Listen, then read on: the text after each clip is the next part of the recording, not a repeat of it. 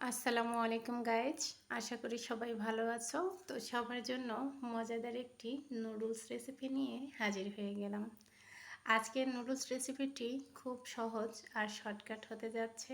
আমি বরাবরই সকল রেসিপিগুলো শর্টকাটের মধ্যে দেওয়ার চেষ্টা করি, কারণ অনেক বেশি সময় নিয়ে ধৈর্য ধরে ভিডিও সবাই দেখে না।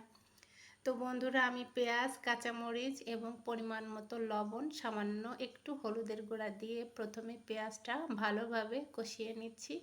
তারপরে 2টা প্যাকেট নুডলস রান্না করার জন্য আমি 2টা ডিম ভেঙে রেখেছিলাম, সেই 2টা ডিম দিয়ে দিলাম।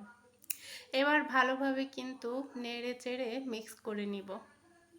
ভালোভাবে মিক্স করার পরে আমি পরিমাণ মতো পানি দিয়ে দিব। আমি 2 প্যাকেট পরিমাণ নুডলস রান্না করার জন্য 2 কাপের একটু বেশি পানি দিয়েছি।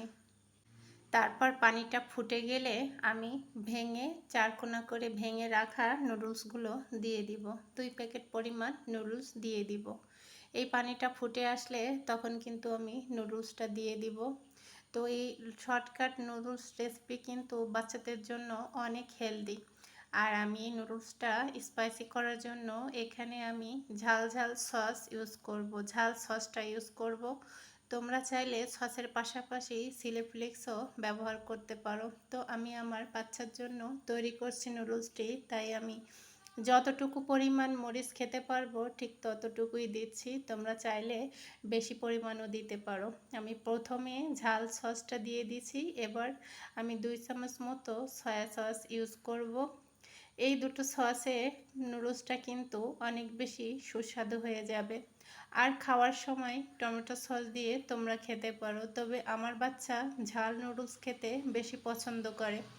এই পর্যায়ে কিন্তু নুডলসটা জাল করে নিচ্ছি, তারপরেই কিন্তু উপর থেকে গুঁড়া মশলাগুলো দিয়ে দিচ্ছি। নুডলসের যে মশলাটা, খুব সহজেই রান্নাটা কিন্তু আমরা সবাই করে থাকি। বাচ্চাদের জন্য যদি ঠিক এভাবে তোমরা নুডলস রান্না করো, তাহলে কিন্তু বাচ্চারা খুশি হয়ে যাবে।